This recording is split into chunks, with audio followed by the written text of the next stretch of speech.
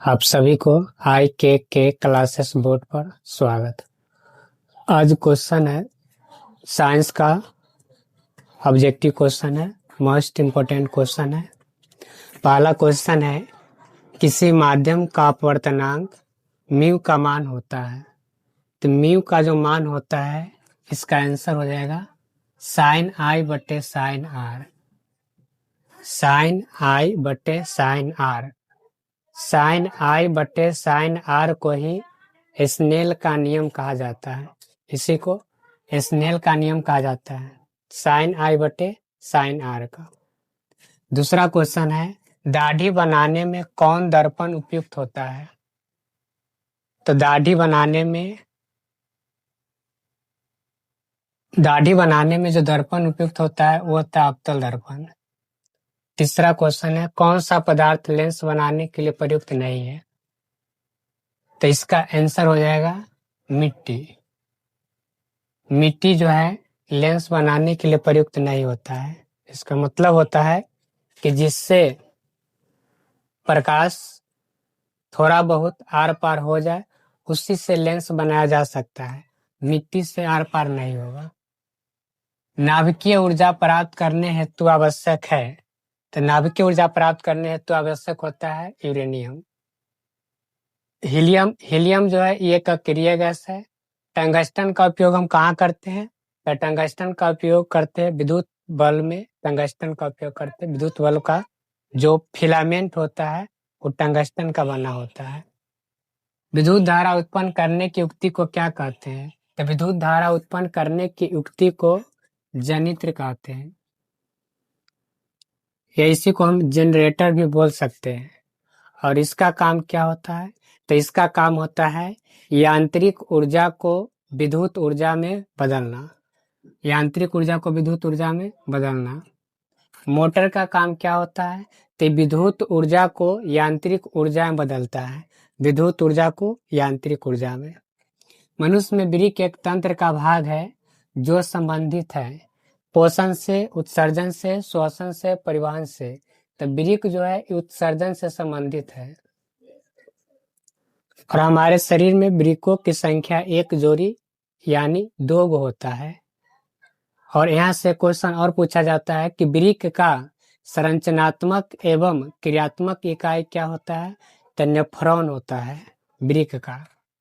अगला क्वेश्चन है प्रकाश संश्लेषण क्रिया में ऑक्सीजन बाहर निकलता है। तो ऑक्सीजन जो बाहर निकलता है जल यानी H2O, जल के टूटने से ही ऑक्सीजन जो होता है वो बाहर निकलता है, तो जल से हो जाएगा। और याद रखेगा कि प्रकाश संश्लेषण के लिए जो आवश्यक सामग्री होता है वो क्या क्या होता है।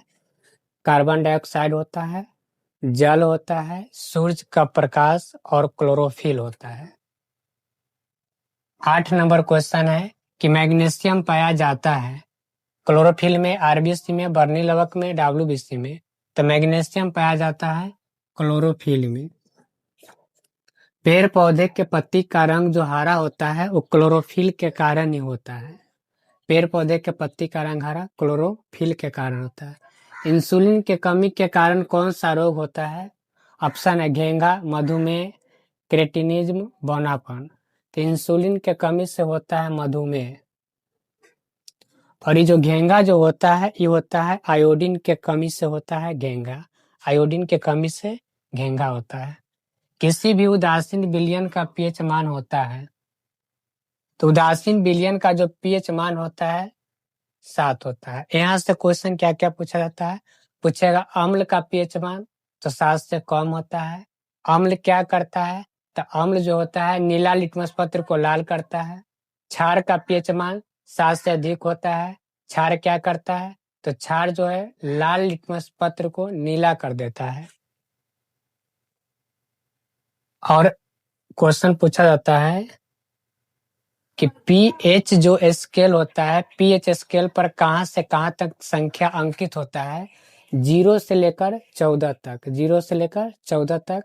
और पीएच का जो खोज किया था वो क्या था, सोरेनसन। अगला क्वेश्चन है इमली में कौन सा अम्ल पाया जाता है।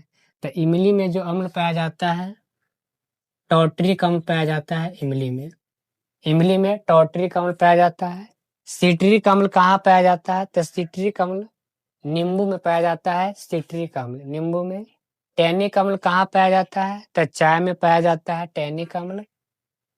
और फॉर्मिक अम्ल जो होता है बिच्छू के डंक में या चींटी के डंक में फॉर्मिक अम्ल पाया जाता है। जस्ता को ही हम बोलते हैं जिंक। जस्ता का जो परमाणु संख्या होता है वो होता है 30। और यहाँ से एग्जाम में क्वेश्चन पूछा जाता है सोडियम का परमाणु संख्या 11, मैग्नीशियम का 12, एल्युमिनियम का 13, पोटेशियम का 19, कैल्शियम का 20, लोहा का 26। और पूछेगा यहाँ से चांदी का, तो चांदी का होता है 47 और सोना का 79 और पारा का 80।